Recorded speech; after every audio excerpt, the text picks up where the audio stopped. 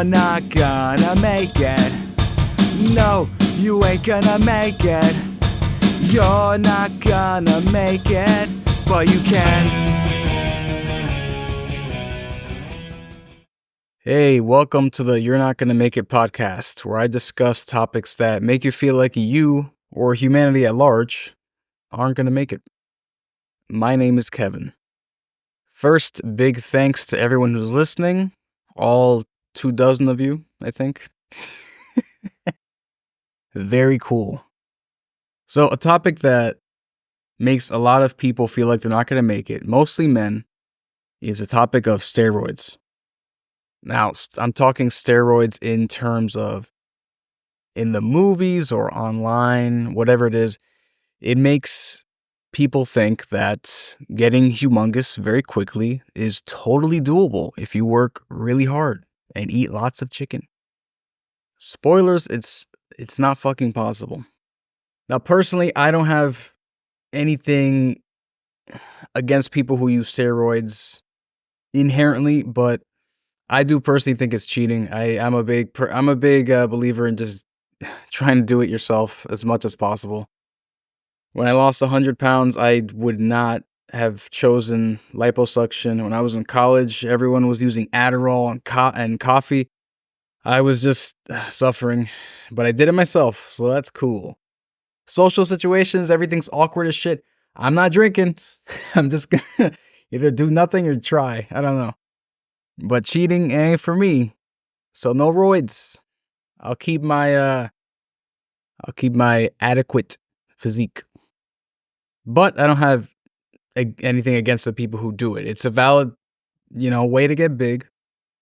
And you still got to put some work in. Obviously, it's way way more efficient to use steroids when you're getting big, but you still got to put some work in. It's not just, oh, I'm injecting this into my butt and I got 30 pounds of muscle now. No, it's not how it works. You still got to go to the gym. You still got to work out a lot.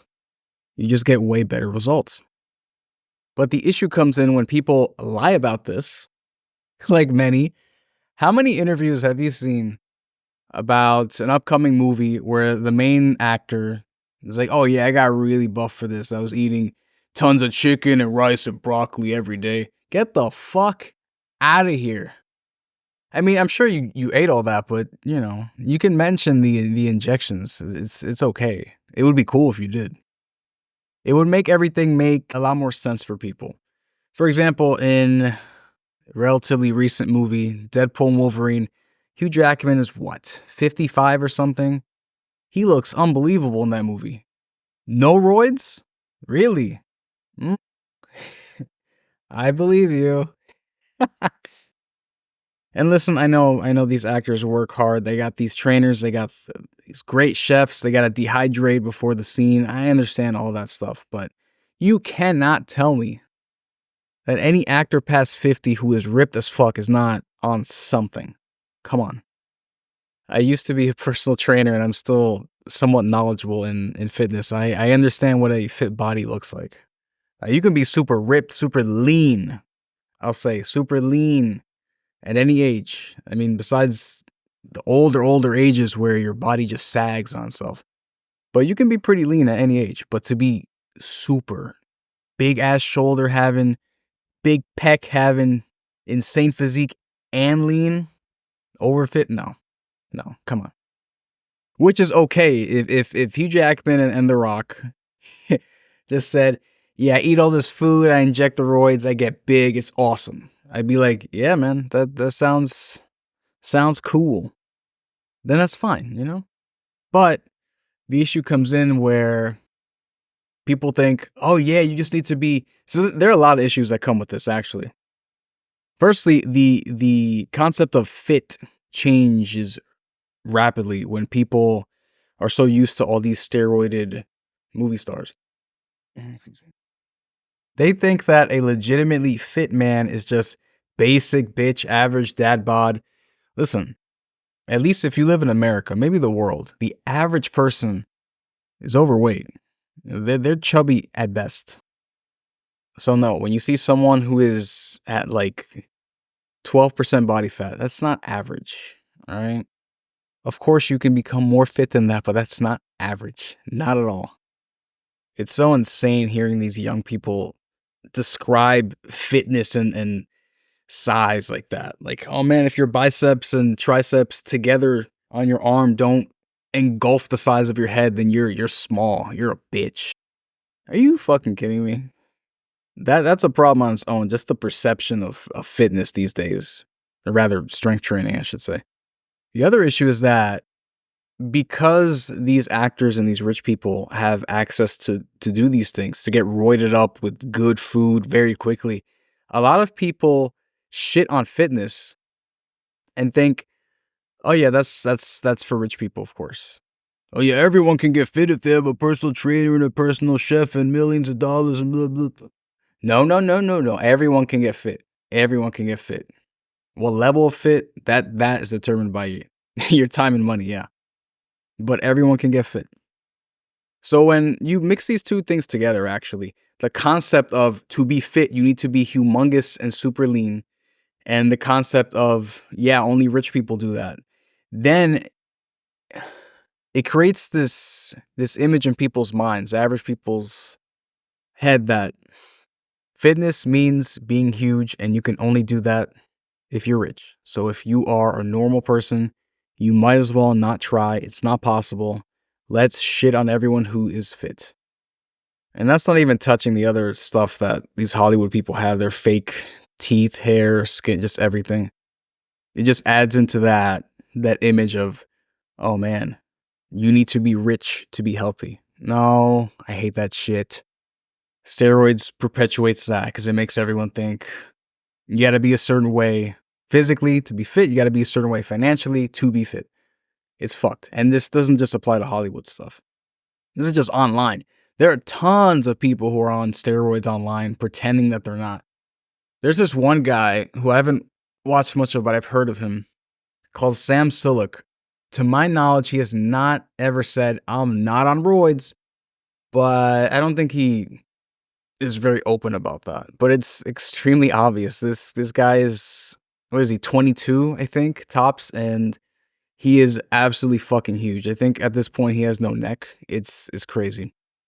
And the issue is that a lot of people, young people, look up to that guy who I think he's in college now or something. So a lot of these high school, college kids are looking up to him thinking, oh yeah, I can do this.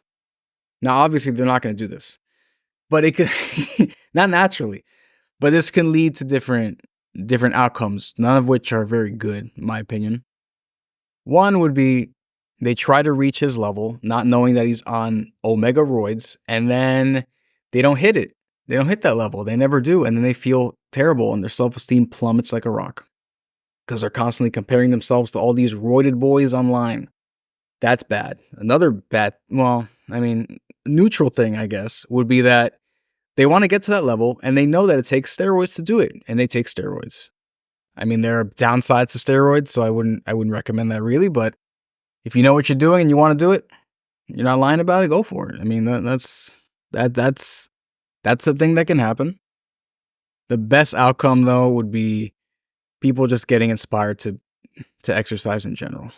That'd be great. Saying, yeah, this guy, he's in the gym, he's obviously on fucking roids. I can't reach that level naturally, but you know what? It makes me want to exercise. That's cool. See, in my opinion, that would be the best outcome for this, but that's not what's happening with most people. And online, again, with everyone's fake, the same thing that applies with Hollywood, the stuff that Hollywood people pay thousands of dollars for all the surgery on their face, you can do that shit online for free. Just get the filters, get the editing out. That's it. You can look amazing. You're amazing just the way you are. Don't change. I'm kidding. Some of you guys definitely need to change. Please exercise naturally if you can. But yeah, I just wish the usage of steroids was more open. It's very, I mean, what happened back in the day? I sound like an old man. What happened back in the day? But seriously, back when I was a kid, I remember hearing massive scandals for athletes being on steroids. They were just getting disgraced, kicked out of the sport. So I always, that probably colored my impression of steroids a lot. But I do think it is kind of cheating. In a game, you want it to be as equal as possible. In sports, that's, that's a whole separate topic really, but there's there's a difference between cheating in a game in sports and then, just cheating your own progress with steroids in real life. But the thing is, with the steroids, people don't have to know that you're using it.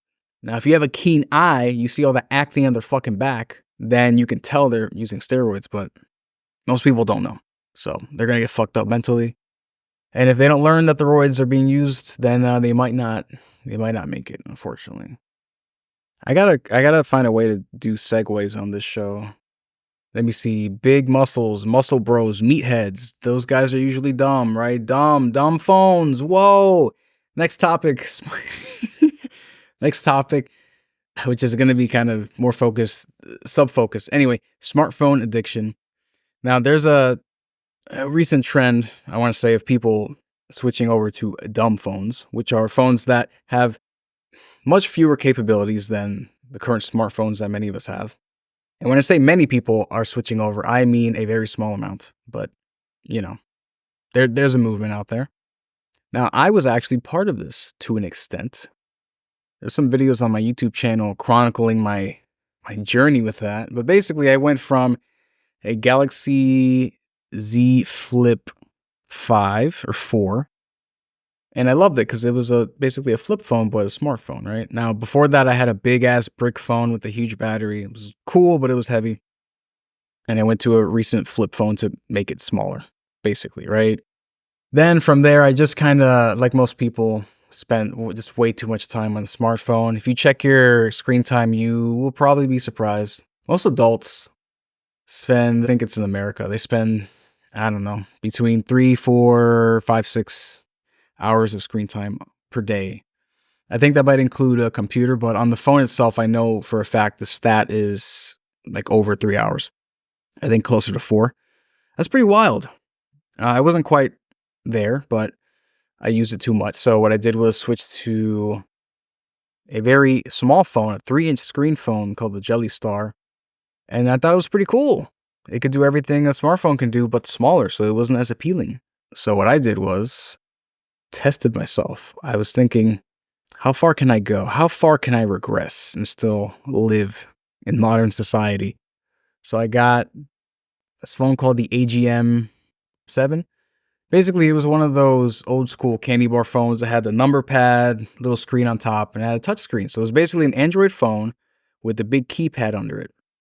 It was pretty cool, but it had some problems with the keypad. You couldn't really use just the keypad. You had to use the touch screen, which made it awkward. It's like, what's the point of me getting a phone like this if I can't operate it the way that it should be operated, right? Then shortly after, I got this awesome phone called the Sonim XP5S, which is basically the same form factor phone. It's a little brick, keypad on it, number pad on it, screen, no touch screen, but it worked much nicer, felt nicer. Couldn't really get apps for shit on there, but it had a great battery and felt nice in the hand. But I realized, holy fuck, if I needed to check a map or something, I am fucked. So at that point, I got another smartphone that was pretty small, 4 inches, a little bigger than the 3-inch Jelly Star. I got the Tank Mini. It was cool, great battery, but a lot of these phones that are, how shall I say, a little weird, they are from a different country, either China or somewhere else. So they don't always work as well as kind of the big popular phones. I mean, I shouldn't say it's because it's foreign, because Samsung phones are from Korea. That's not America, right? And those phones are fucking sick. So some of these weird phones, they're not made with the absolute best parts. So what happened was, one of the phones I had, the 4-inch Tank Mini, awesome battery, awesome everything. Quite literally, the only issue was that the GPS kind of sucked and I was missing calls sometimes and, basically connection issues. And I was thinking, man, a phone with connection issues is completely fucking useless. So, I spent like 8 months with a pared down phone experience. I've learned a lot. I've reassessed my relationship with the phone. If I'm really strict, I can keep my screen time down to 15% per day. Nowadays, it's maybe like an hour, give or take, depending what I'm doing. But I learned a lot from that experience. And then I went back to Samsung. I got the Z Flip, the latest one. And it's great. I use the cover screen as a phone often. I usually do what I need to and get off. That whole period of getting down to quote unquote dumb phones, half of them were pretty smart, but a big benefit of that experience was I got used to fewer features and I realized it's okay. And that's the thing most people need to understand with the smartphone addiction stuff. It's okay if you have fewer things. Yeah, it's really great to have, the text, the call, the map, maybe email. That kind of stuff is good. But there are people who treat their phone as a hobby, and that's where the problem comes in. Don't just, "Oh, I'm gonna sit down, open my phone, and just do things." Usually social media shit.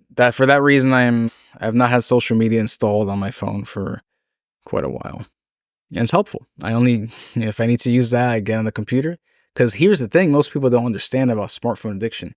Most things you can do on your phone, you don't need to do on your phone. You don't need to do it via app either. Most services, sites, whatever, they have websites. And you know what you can do on your phone? You can surf the web. So you can go on the mobile site for a phone and you're good. You don't need the app. Now, are some mobile experiences a bit shit on the site? Sure. Most are pretty good though. And that's the kind of beauty of paring down, at least temporarily, to a quote unquote dumb phone. Instead of, oh, I want to check my credit score. Let me download the Credit Karma app and look it up. You have all these useless apps on your phone, clogging your life up with notifications, ruining everything.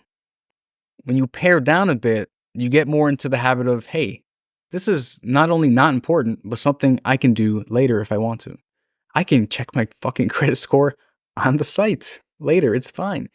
And then later on, when you learn discipline and self-control, you're out and about and you're like, "Oh, I'm mobile, but I want to check my credit score." Don't download the app like a fucking idiot. Get on the mobile site real quick, creditkarma.com, and it sounds like an ad for Credit Karma, but this is like the first thing I can think of that I go to for the mobile site. Go on the mobile site, enter your stuff, you can see your credit score in like 10 seconds. No app needed. Your battery's safe. Fewer notifications, fucking awesome.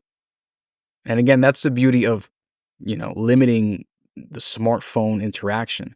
Your mindset can change with this. You don't need to use your phone all the fucking time. At the very least, not as a hobby. It is a tool. And when you work with a phone that only has call text, a few other things, or doing anything too excessive is a pain in the ass, like with the Jelly Star 3-inch screen, then you learn to not just live on your phone. You learn to use it as a tool, and it's cool. I'm not trying to rhyme there. It's just a legitimately cool shift in mindset where you're thinking, oh man, I'm going to use my phone for a specific task. I did the task, I'm done, now I can put my phone away, right? That's awesome. The issue is when people are so addicted to their phone, they just take their phone like, well, it's time to use my phone because using a phone is a hobby. No, don't do that. So honestly, I came back to a smartphone, so I can't be like, oh man, I'm the emperor ambassador of dumb phone stuff. I'm not. I went back to smartphones for a reason because they're way too convenient. I don't mean convenient so much that it's insanely distracting, but I'm saying you can just save a lot of time. And, life is about optimizing everything so you don't waste your fucking time.